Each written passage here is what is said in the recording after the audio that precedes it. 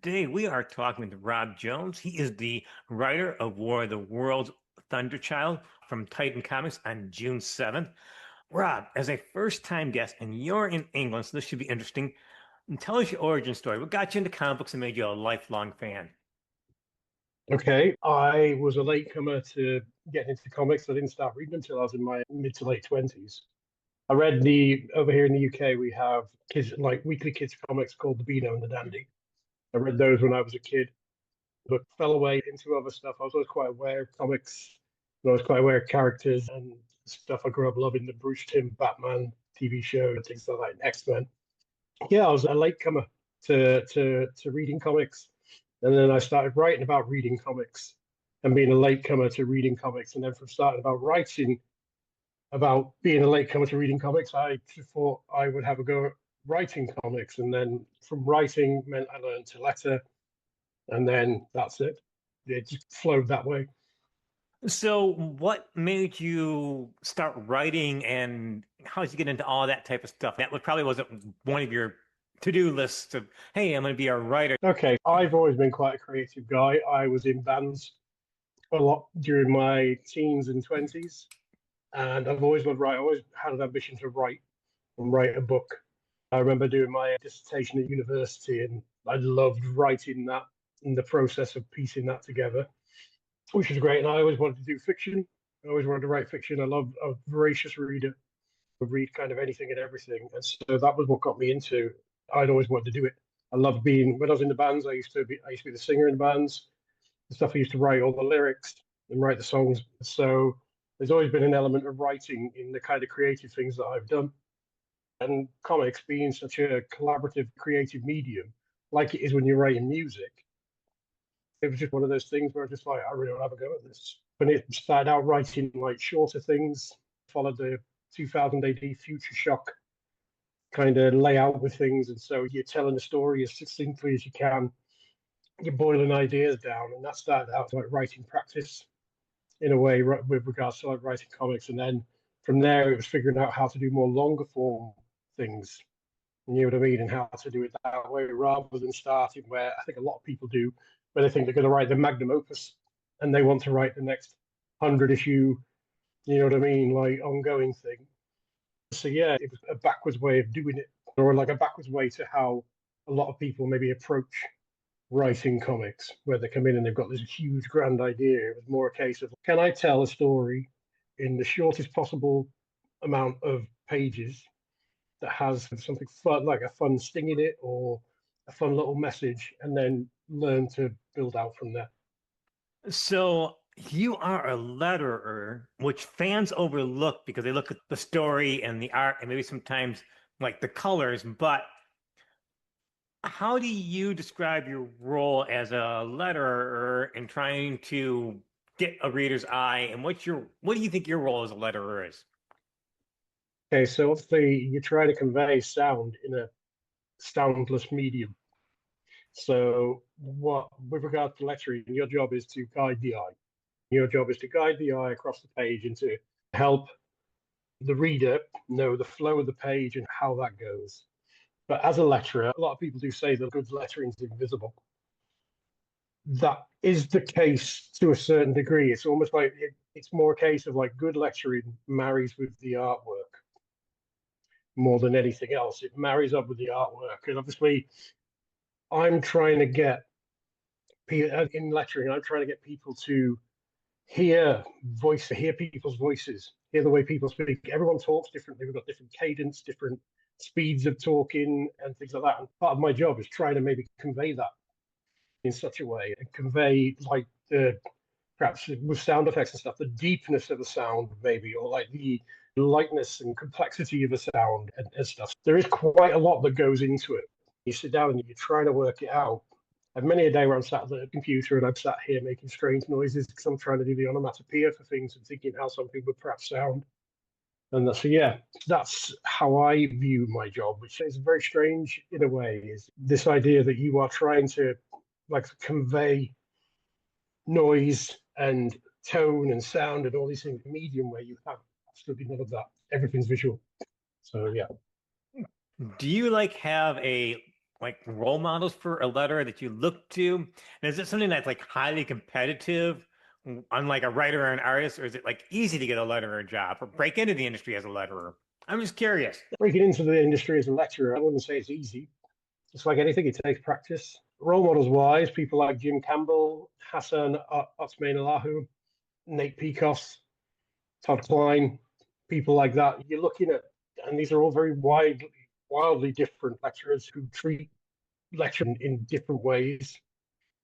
And yeah, there's lots of people that, like I say, that I look to and look towards and stuff. In relation to how competitive it is, we all try to support one another. And if someone can't do a job, you'll suggest someone else for it. You know what I mean? You'll pass that kind of thing along. There's a lot of that. Again, it's where comics is a strange industry in the sense that, yes, we are all competing for jobs against one another, but also at the same time, you're trying to work together as well. You're trying to, it's a community. So, like I say, there's always talk about some kind of Highlander thing happening at some point where there can be only one and stuff. But other than that, no, they're the lecturers that I know and interact with are very supportive. So yeah. So tell the fans a little bit about War of the Worlds Thunderchild, what it's about, and just like a brief idea, and what type of fan would actually enjoy it. Because Titan puts out a huge variety of comic books these days. Okay, so War of the Worlds Thunderchild is a companion piece to, or can be read as a companion piece to the novel. Basically, we didn't want to set out to try and retell War of the Worlds.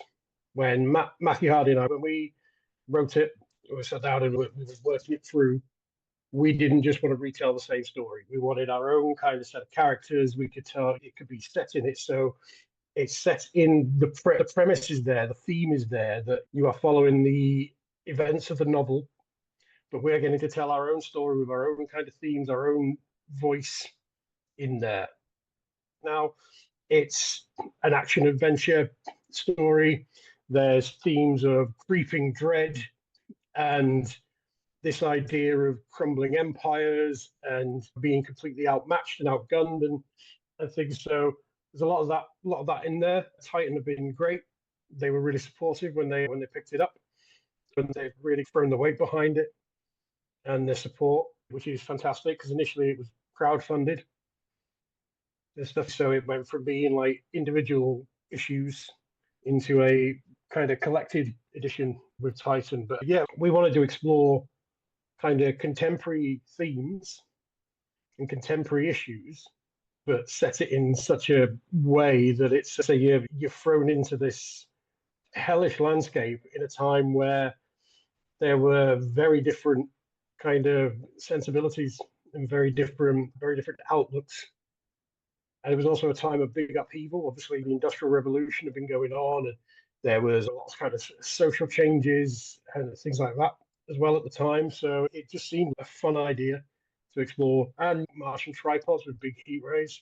Who doesn't want to see those running around, running amok? Yeah, that's.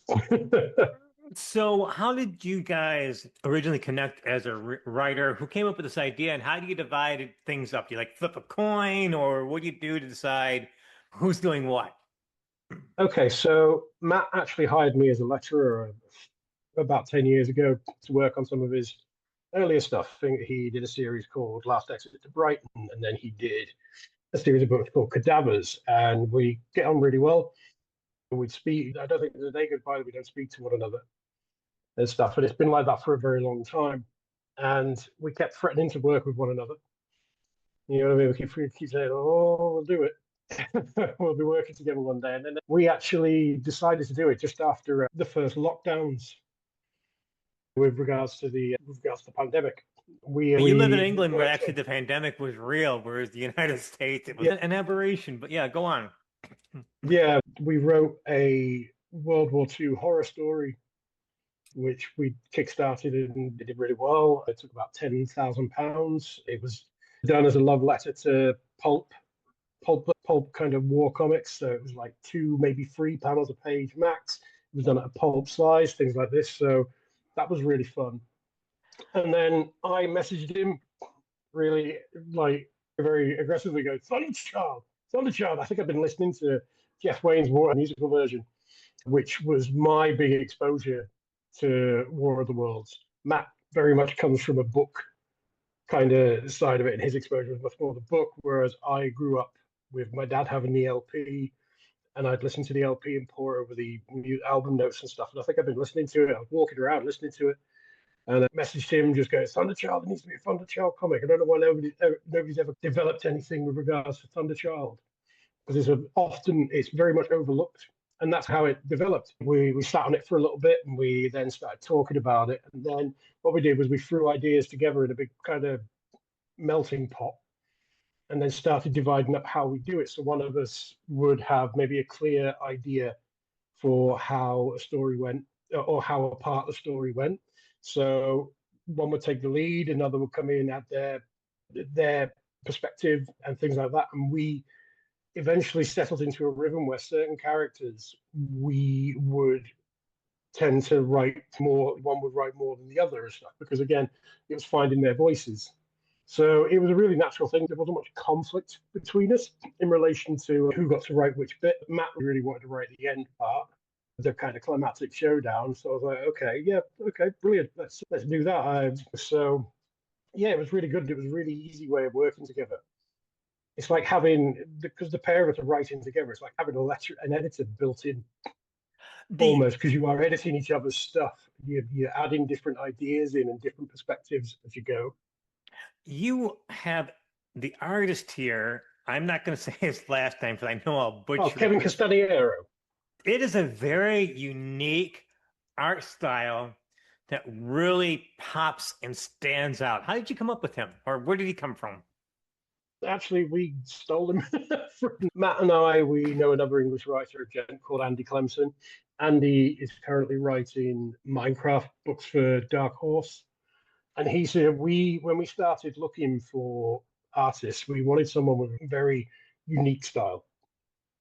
We wanted it to stand out. And obviously, the thing is, because of how we were writing it, they'd have to deal with big kind of action set pieces, whilst also dealing with kind of more quieter character moments, they were just as important. And Kevin sent over his work after we started a dialogue, after Andy introduced us to stuff. And that was it. It was just like, yeah, you're the guy for this. And so we fired over some script pages to Kevin. We basically fired him the first issue, or like chapter 1, as it's going to be in the collected edition. And we wanted a few pages for the Kickstarter. He came back with an absolute bundle of concept art, and then thumbnailed the whole thing, and then had pretty much drawn the whole book before we even went to the Kickstarter, because he could just dive into it. It was incredible. And then when it came to colors, we have a gent named Simon Goff on colors. Now, Simon is currently working, basically, he's coloring everything that Sean Gordon Murphy does ever now. But Kevin suggested him. He said, look, I've worked with this guy who's fantastic, great colorist. I think he'd be the right fit, the right kind of person that would complement my art the best. And that was it. And like I say, Simon, the pair of them working together, Kevin and Simon in tandem, was just incredible. Because yeah, the art and the coloring, the whole package is really nice. And I know you did the lettering, because I saw you did the lettering, which is kind of, but again, people overlook like the colorist. And because this is going on still in the United States, they don't know that particular artist. I'm like, wow, this is something that's really, the whole package is something that's really different for an American audience. Would you agree with that? Yeah, Kevin's done some other stuff. He's been working with Wes Craig as well recently, and was doing a series at Mad Cave as well. I think it was called You've Been Cancelled, which was really cool. But like I say, he's Californian born and bred, is Kevin. Really? He's just, yeah, California born and bred. He's a little mountain man. I say he's a little. I don't know how tall he is, but well, that just butchered my whole thought. No, not at all. No, Kevin, like I say, he's an enigma. You know what I mean? He's got such a great, unique style. And so that was really what, like I say, it really sold it for us. And obviously, again, he brought his all to those pages. He really did. And then we put him through the ringer. There's a three-way running battle involving horses and tripods and mounted cavalry and all mounted like guard and all sorts. And he really knocked it all out of the park. Was it challenging to set this as a side story within the world of H.G. Wells' War of the Worlds? Without, It's important that we were able to tell our own story. We have a timeline of what goes on each day with regards to the invasion. There are some very specific websites out there, and there's been some people who've done a lot of work, you know what I mean, in regards to mapping out the entire invasion and mapping out all these things. And that was really handy to use. And we didn't want to, like I say, we didn't set out to want to tell the same story anyway. And so we had quite a lot of leeway in that sense because, yes, we're not changing what happens with regards to the Thunder Child. The ship goes down. You know what I mean? If you've not read War of the Worlds or the ship goes down, like I said, we're not changing it. There's no kind of like third act craziness where, I don't know, it grows like wings or which anything else flying or sends a rocket. Nothing like that. The boat goes down, and it's a story that, you know, ultimately in the book, it's the last stand of humanity. It's seen as the last stand of humanity in that moment. And so what you've got there is you've already got like tragic sacrifice. We wanted to make sure then that you had a bunch of characters that you cared about, that were human, that had gone through things and had to bond together and work together. And so it made it really easy to write in that world. It made it really easy for us to do it because we had an endpoint that we could work towards. We knew how to get to the endpoint. So then it was just telling our story up until that point. And so that, like I say, that was it. We didn't really bump heads with regards to people within the like maybe Reddit and Facebook communities that there are for HG stuff. Yeah, no, I think it could have, if we'd just gone into it gung ho, we could have bumped into problems. But I think we were very careful in how we approached it and how we plotted everything out and stuff. So no spoiler here, but War of the Worlds itself does have an endpoint. Could you guys actually go back and revisit something in your side universe? Did you ever thought about going back to the War of the Worlds? Something else? Or this is just it for you guys? See, the thing is, it's thinking about things in. We've been asked this question a couple of times on different podcasts, and obviously, because we were doing it as crowdfunding, we've done a few podcasts. I think that people would ask us, and initially we were like, "No, we're not going to do another thing," because you want to make sure you've got a story to tell. So that's the thing first. There's no point just rehashing the same thing over and over again.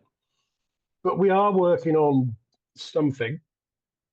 It's tangentially linked to our story, to our Thunderchild story, and obviously tangentially linked to War of the Worlds. But again, it's original stuff. It's using the premise. It's taking the setting and telling something that's entirely different than what was in the book.